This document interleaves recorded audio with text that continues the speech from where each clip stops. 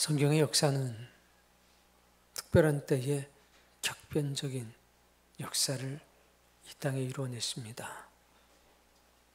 인간은 항상 준비가 덜 돼 있었고, 하나님은 거룩한 당신의 열심을 통해서 우리가 감당할 수 없는 은혜를 주셨습니다. 성경의 역사는 아브라함을 부르면서 한 사람과 신과의 특별한 관계를 맺기 시작합니다. 드디어 하나님의 언약이 한 사람과 맺어지기 시작하는 겁니다. 그리고 야곱의 12아들들과 더불어 애굽으로 하나님의 인도에 가십니다. 400년간 그들을 그 땅에서 살게 하셨습니다. 그리고 어느 날 출애굽을 시킵니다. 모세라고 하는 한 사람을 통해서 이스라엘 민족을 광야길로 인도하십니다. 그리고 시내산에서 하나님은 율법이라고 하는 특별한 은총을 그들에게 내려줍니다. 사랑하는 성도님, 그것은 인류 역사에 매우 특별한 사건이었습니다. 드디어 말씀하시는 하나님, 보이지 않던 하나님이 보이는 말씀으로 이 땅에 오신 겁니다. 그때부터 인간은 말씀을 통해서 하나님을 만날 수 있는 길이 열렸습니다. 내가 거룩하니 너희도 거룩하여지라. 사람이 어떻게 거룩해질 수 있겠는가? 하나님의 주신 그 말씀을 지키면서 우리는 하나님의 거룩함에 한 걸음 한 걸음 나아갈 수 있었던 것입니다. 저렇게 세월이 오랫동안 흘렀습니다. 하나님께서 613가지의 말씀을 통해서 죄된 인간의 본성을 버리고 거룩한 하나님의 신성으로 나아오게 하셨습니다. 결국 그 613가지나 되는 하나님의 말씀은 우리의 영혼 속에 잠들어 있고 숨어 있던 죄와 악을 제거하는 특별한 생명의 칼이 되었던 것입니다.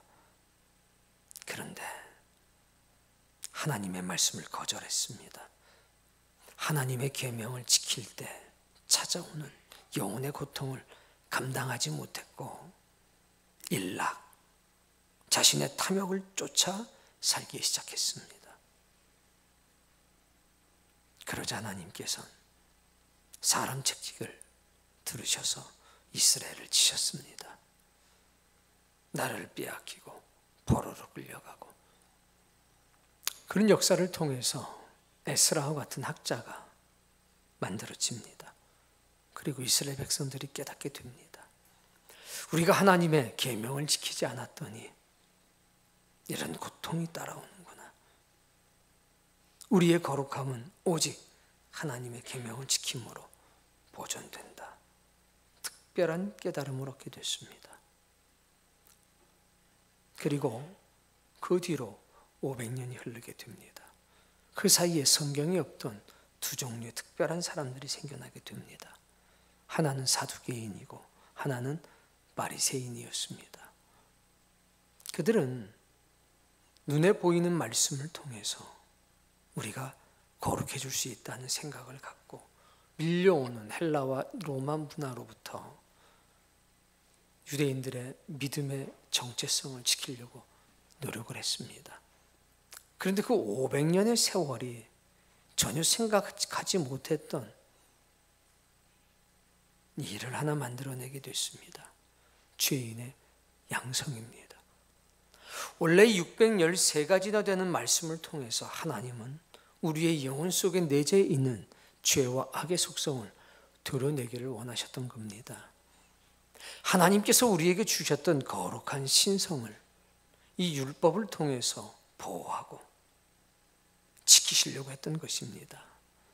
근데 500년간의 세월이 흘러가면서 바리새인과 사두개인들은 율법의 정신을 잃어버리고 율법의 형식, 껍데기만 붙들게 됩니다. 그러자 죄인들이 생기기 시작합니다. 주의 백성을 살리려고 주신 율법이었는데 정신이 사라지고 껍질만 남게 되자 인과 응보의 교리가 생기게 됐습니다. 너 병 걸렸어? 너 하나님께 범죄해서 그래. 네 자식이 지체아로 태어났어? 하나님께 저주받아서 그래. 모든 것을 인과 응보의 법칙으로 교리로 판단하기 시작했습니다. 가난이 죄가 되기 시작했습니다. 병에 걸리는 것이 죄가 되기 시작했습니다. 사건과 사고를 당하는 것이 죄의 결과로 인식되기 시작했습니다. 하나님의 자녀들을 살리기 위해서 죄의 종로로 타고 악의 종로로 타는 인간이 불쌍해서 보이는 말씀을 주셨는데 타락한 인간은 그것을 가지고 다른 이들을 정죄하는데 사용하기 시작했습니다. 가난하면 죄인이 됐고 병에 걸려도 죄인이 됐고 지체가 생겨도 죄인이 됐고 사고를 당하고 사건을 만나게 되면 죄인이 됐습니다. 죄인이 된다는 게 뭔지 아십니까? 마지막 부활의 순간에 조상들과 함께 부활할 수 없다는 것이고 하나님의 나라가 이 땅에 이루어질 때에 그 나라의 일원이 될 수가 없다는 것입니다. 대다수의 사람들이 죄인이 되었습니다. 바리새인과 사두개인들은 백성들을 죄인으로 만들면서 자신들의 종교적 권위를 확보하기 시작합니다. 인과 응보의 교리가 이스라엘 백성들을 무겁게 짓눌렀던 것입니다. 그때 하나님께서는 보이는 하나님을 이 땅에 보내십니다. 바로 예수 그리스도, 당신의 아들을 이 땅에 보내십니다. 그리고 인과 응보의 잘못된 교리 속에 갇혀있던 그 시대의 사람 속에 신의 사랑을 나타내고 보입니다. 율법의 정신이 무엇이었는지를, 하나님의 본성이 무엇이었는지를 아들 예수 그리스도를 통해서 이 땅에 펼치신 것입니다. 욥은 이렇게 말했습니다. 내가 주께 대하여 귀로 듣기만 하였사오나 이제는 눈으로 주를 배움나이다. 그 말씀이 그리스도의 시대에 이 땅에 이루어지는 것입니다. 여러분, 나면서부터 장님인 사람이 있었습니다. 사람들이 묻습니다. 이 사람은 나면서부터 장님인데 어린아이가 태어나면서 도대체 무슨 죄를 지었길래 장님이 되었습니까? 인과 응보의 교리에 대한 도전이었습니다. 그러자 바리새인들은 두 가지를 제안합니다. 우리는 알 수 없는 죄를 이가 범하였거나 혹은 이의 부모가 씻을 수 없는 큰 죄를 하나님께 범한 것이라. 그가 어떠한 죄를 지었는지 사람은 알 수 없으되 하나님은 아신다. 그렇게 탁 도장을 찍어버리고 말았습니다. 제자들도 그 생각 속에 있었습니다. 길을 걷다가 태어나면서부터 맹인인 사람을 만나게 됩니다. 제자들이 주님께 묻습니다. 주님, 이 사람이 맹인이 된 것은 부모의 죄 때문입니까? 아니면 자신의 죄 때문입니까? 성경에는 부모가 신 포도를 씹었다고 해서 자식이 신 것을 느낄 수는 없다라고 말했습니다. 그러나 제자들도 인과 응보의 잘못된 교리에 젖어 있었던 것입니다. 우리 주님 뭐라고 그러셨습니까? 아니다. 그 아비의 죄도 아니고 저의 죄도 아니다. 하나님의 영광을 위해서 예비가 된 사람이니라. 그런데 바리새인들과 사두개인은 그런 주님이 미웠습니다. 자신들이 세운 종교적인 전통, 그것이 깨지는 것이 너무 미웠다는 겁니다. 우리 주님께서 그를 부르십니다. 에바다 이러면 그냥 끝날 일인데 주님이 직접 진흙을 개서 그의 눈에 발라줍니다. 여러분, 죄인의 몸에 손을 댄 것입니다. 의인은 죄인의 몸에 손을 대지 않는 법입니다. 그것이 종교적 전통이었습니다. 인과 응보의 교리가 만들어낸 비참한 현실이었습니다. 제자들이 깜짝 놀랍니다. 어느 날은 예수님께서 야이로의 딸 살리러 가십니다. 3명의 아끼던 제자들만 데리고 갑니다. 회당장의 집의 문을 여는 순간 사람들이 말합니다. 랍비를, 선생님을 괴롭게 하지 마십시오. 딸이 죽었습니다. 주님 말씀하셨습니다. 아니다. 자고 있느니라. 다 물러가게 하셨습니다. 3명의 제자들과 그의 부모만 있었습니다. 달리다 꿈! 소녀여 일어나라. 말씀 안 하실 수도 있었는데 그 여인의 어린아이의 손을 붙들고 일으켜 세우시며 말씀하십니다. 소녀야 일어나라. 시신의 손을 대는 것은 불경한 일이었습니다. 더러움을 묻히는 일이었습니다. 그러나 주님은 보여주신 것입니다. 이가 죽은 것이 아니요, 이가 죄인이 아니고 부정한 사람이 아니라 하나님의 사랑받는 자녀이니라. 손을 대신 겁니다. 상상할 수 없는 일이었습니다. 바리새인들은, 사두개인들은 생각도 할 수 없는 일이었습니다. 제자들은 깜짝 놀랐습니다.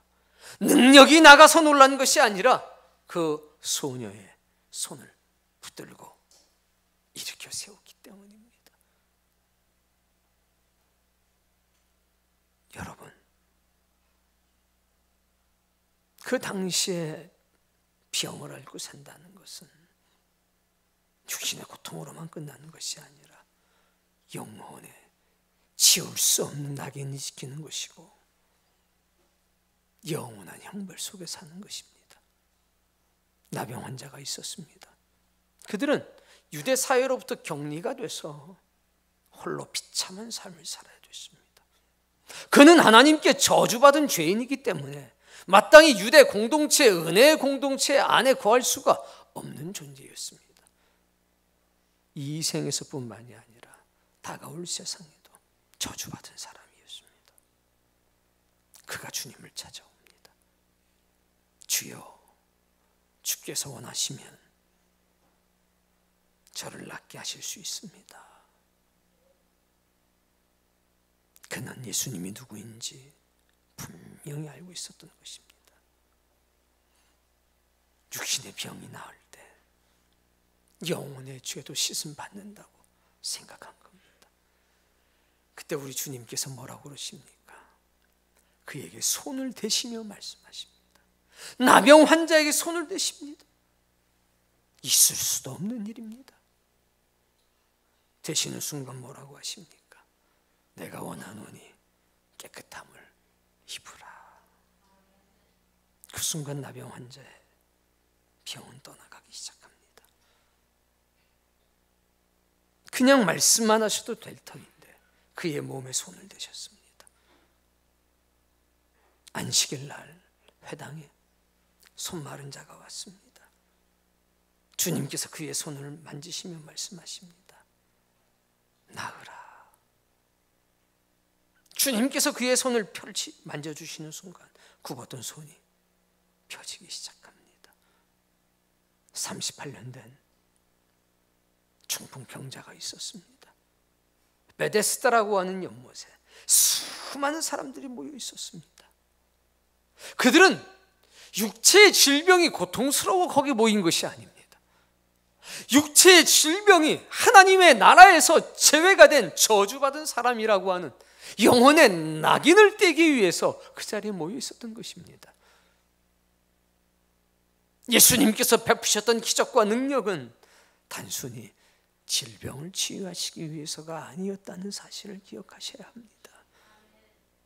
영혼의 찍힌 낙인을 제거하기 위해서, 인과 응보의 잘못된 교리에서 고통받고 신음하는 주의 백성들을 구원하기 위해서입니다. 그러니 바리새인들의 미움을 받을 수밖에, 그러니 사두개인의 미움을 받을 수밖에 없었던 겁니다. 주님이 그인을 바라봅니다. 무엇하느냐? 여기서 도대체 무엇하고 있느냐?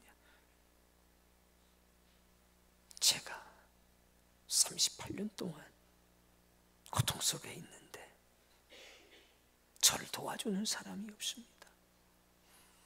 천사가 인물에 내려오는 순간 가장 먼저 들어가는 사람이 나음을 받는다고 하는데 저는 도와주는 사람이 없어서 하고 한숨을 쉬었습니다.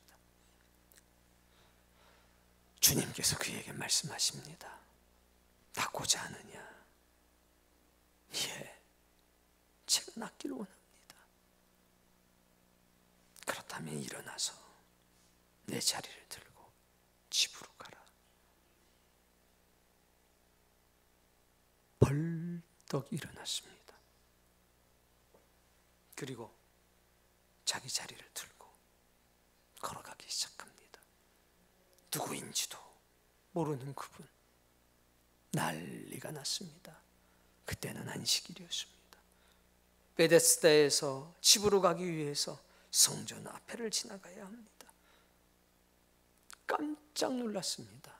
안식일은 장로들의 율법과 유전에 의해서 아무것도 지니지 않고 빈몸으로 다닙니다.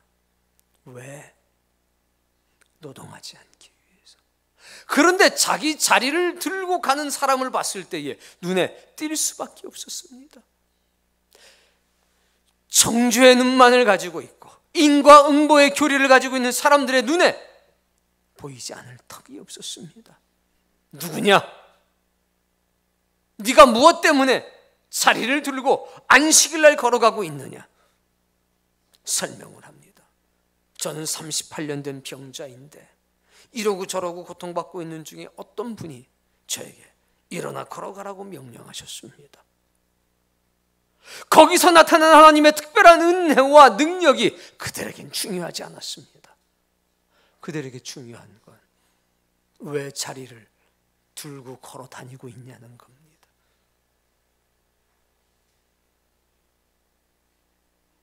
낙타는 보지 못하고 티끌만을 찾아내는 눈을 가진 사람들, 정죄의 눈만을 가지고 있는 사람들, 하나님의 거룩한 본성을 잊어버린 사람들,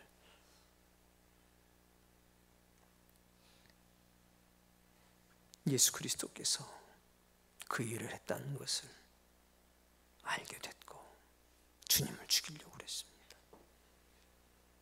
그러나 주님은 트러블 메이커가 되는 것을 주저하지 않으셨습니다. 다시 눈먼 장님, 맹인, 진흙을 불러주셨습니다. 그리고 말씀하십니다. 실로암으로 가서 씻쳐라.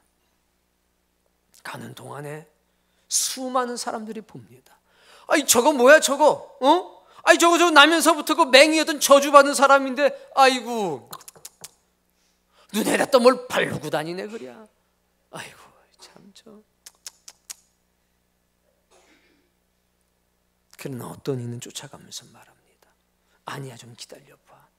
이거 주님이 발라주신 건데 실로암 못에 가서 씻으라고 그랬어. 어떤 일이 있을지 한번 보자고.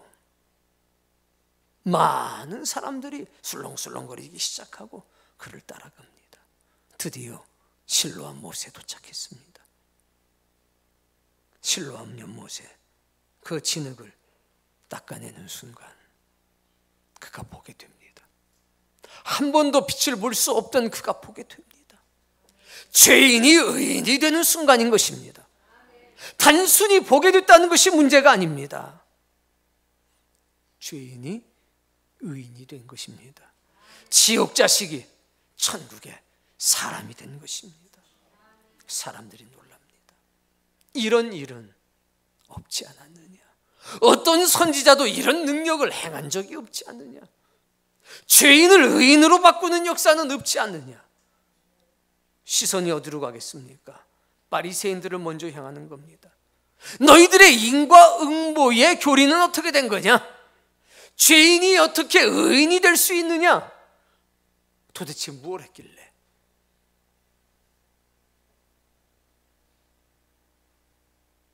그들이 물어봤던 첫 번째 말이 뭡니까? 누가 너에게 이 일을 행하였느냐? 그가 저기 있습니다. 여러분, 예수님은 분란이 일어나기를 원하셨던 겁니다. 인과 응보의 교리가 잘못됐다는 사실, 하나님은 당신들의 아버지라는 사실, 하나님은 사랑의 하나님이라는 사실, 율법의 본래의 목적은 정죄가 아니라 우리 안에 있는 죄와 악의 형상을 제거하는 데 있다는 사실을, 그걸 보여주고 싶었던 겁니다. 그러나 당신은 사랑하는 대신에 질고를 겪으셔야 될 것을 이미 알고 계셨습니다. 하나님은 사랑이십니다. 그런데 인과 응보의 교리가 득세하는 그 시대에 아이러니하게 한편에서는 값싼 구원이 팔리고 있었다는 사실을 아십니까? 한쪽에서는 값싼 구원이 이루어지고 있고 대다수의 자리에서는 정죄하는 역사가 일어나고 있었습니다. 그때 보이는 하나님이신 예수 그리스도께서 신의 사랑은 보이는 것임을 직접 당신의 삶으로 보여주셨습니다. 넌 죄인이 아니야. 주님의 작은 터치 한 번이 세상에 놀라운 변혁을 가져온 것입니다. 예수님께서 오늘 말씀합니다. 내가 새 계명을 줄게. 613가지나 되는 계명의 본질이 뭐냐? 죄인을 살리는 거라는 겁니다. 그것을 한마디로 해서 서로 사랑하라. 내가 너희를 사랑한 것 같이 너희도 사랑하라. 주님이 보여주셨던 사랑이 뭡니까? 버림받은 사람들, 가난도 죄가 되고 질병도 죄가 되는 그 시대 속에 찾아오셔서 당신이 직접 그 모든 것에 손을 대신 것 아닙니까? 십자가는 내가 질 터이니 너희에게는 생명의 길을 주노라. 사망의 잔은 내가 마실 터이니 너희는 생명의 잔을 마셔라. 그걸 직접 보여주신 것 아닙니까?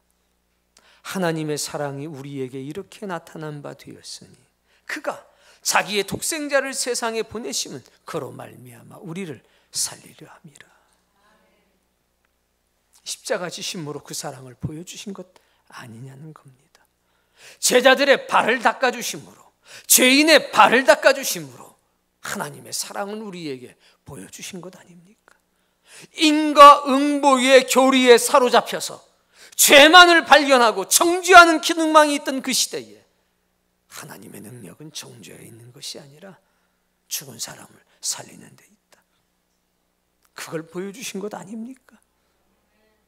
이게 신앙입니다. 죽은 사람을 살리는 것, 죄인을 의인의 자리까지 인도해내는 것, 죄를 발견하는 것이 아니라 살 길을 발견해 주는 것, 그게 십자가 아닙니까? 근데 그 당시에 종교 지도자들은 그렇지 않았다는 겁니다. 여러분, 오늘 우리는 우리 자신을 다시 한번 봐야 되겠습니다.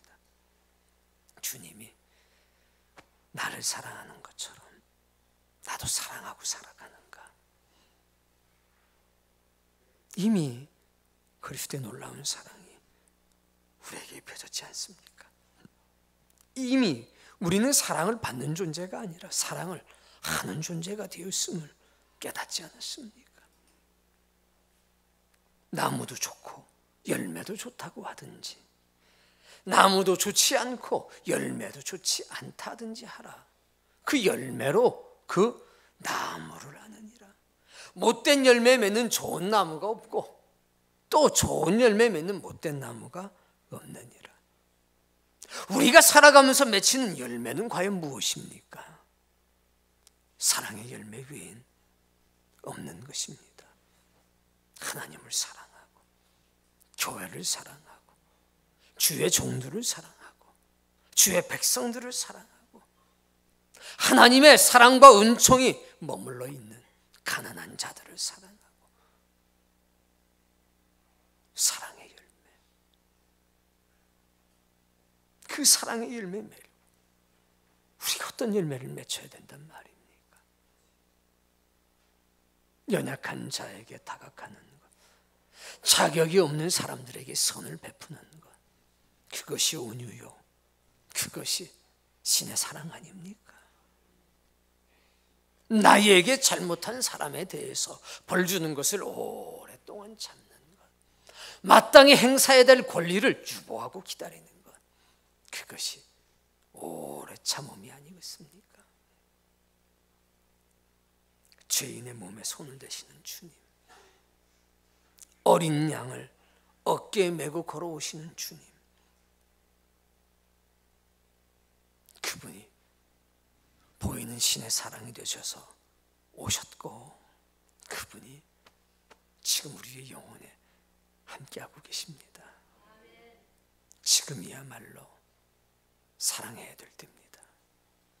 사랑은 지시가 아닙니다. 사랑은 지적이 아닙니다. 사랑은 잔소리가 아닙니다. 사랑은 명령이 아닙니다. 사랑은 보여주는 것입니다. 주님은 보여주셨습니다. 사람은 들리는 대로 살지 않고 보는 대로 산다고 그러지 않습니까?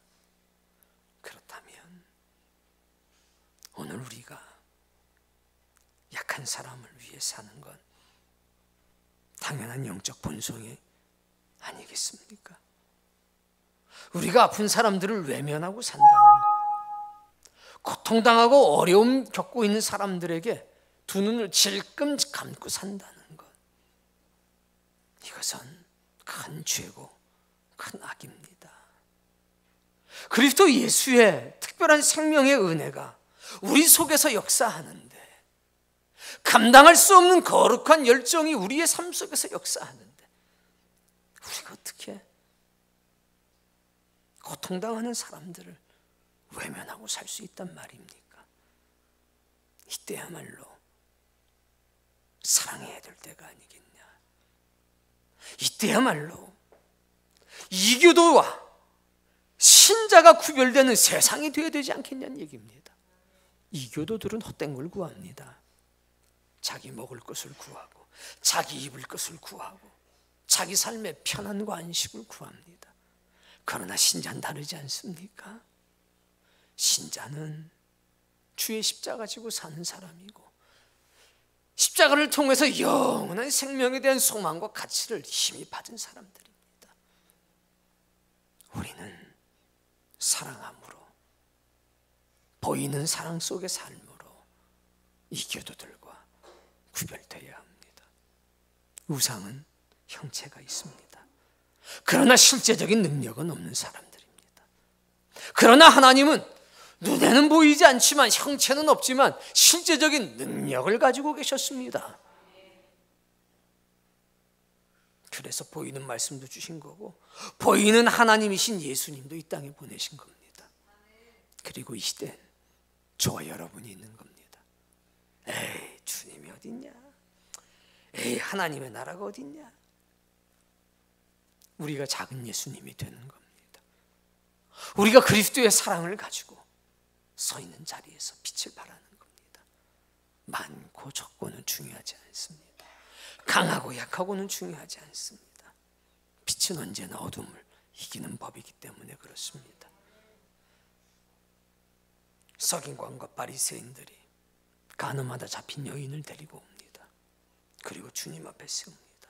이미 그들의 손에는 돌멩이가 쥐어져 있었습니다.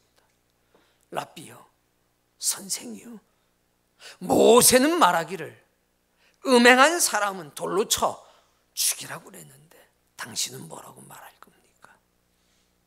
주님이 앉으셔서 뭐라고 글을 쓰셨습니다. 일어나십니다. 그리고 조용히 말씀하십니다. 너희 중에 죄가 없는 이가 있다면 이 여인을 돌로 치라. 그리고 다시 앉으셔서 글씨를 적고 있습니다. 나의 등자서부터 돌을 내려놓습니다. 주님은 그 여인의 생명만 구하신 것이 아니라 정죄의 돌을 들고 있던, 정죄의 눈만을 가지고 있던, 인과 응보의 잔혹한 교리 속에 살고 있던 그 사람들의 영혼도 구원하신 겁니다. 주님이 일어나십니다. 그 여인을 봅니다. 너를 정죄하던 자들이 어디 갔느냐? 그건 그 여인에게만 하신 말씀일까요?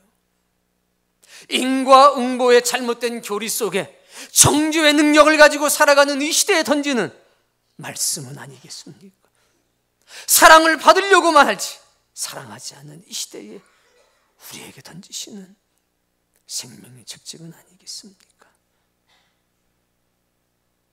다 떠나갔습니다. 취여 없습니다. 주께서 말씀하십니다. 나도 너를 정죄하지 아니하겠다. 그 사랑을 제자들이 본 겁니다. 사랑을 살리는 사랑. 내가 너희를 사랑한 것처럼 너희도 서로 사랑해라. 그러면 사람들이 너희가 내 제자인 것을 알 거야. 대한민국에 교회가 적어서 세상이 이렇게 악해지는 게 아닙니다. 교회의 수는 많은데, 교인의 수는 많은데, 사랑이라고 하는 절대적인 진리, 그 진리를 가지고 사는 사람이 적었습니다.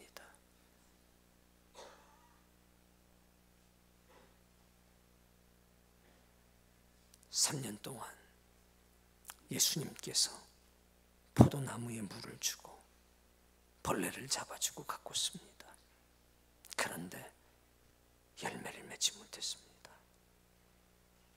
아버지 되시는 농부가 와서 말합니다. 찍어서 뗄감으로 쓰자. 그때 주님이 이렇게 말씀합니다. 제 잘못입니다. 제게 1년만 더 시간을 주십시오. 반드시 열매를 맺게 하겠습니다. 만약 그때도 열매가 없다면 제가 찍어서 불에 던지겠습니다. 아유, 얘네 탓입니다. 아이고, 저 사람 탓입니다. 은혜를 받은 사람은, 진리의 사람은 탓하거나 핑계하지 않는 겁니다. 제 잘못입니다. 제가 더 잘하겠습니다. 한 번만 기회를 주십시오. 그 사랑 아닙니까? 진리를 알지니 진리가 너희를 자유롭게 하리라. 내 안에는 사망이 역사하고 너희 안에는 생명이 역사하느니라. 그런 참신자가 적기 때문에 세상이 날로 악해지는 것 아니겠습니까? 누구를 탓하기 전에 우리 자신을 먼저 봐야 되겠습니다.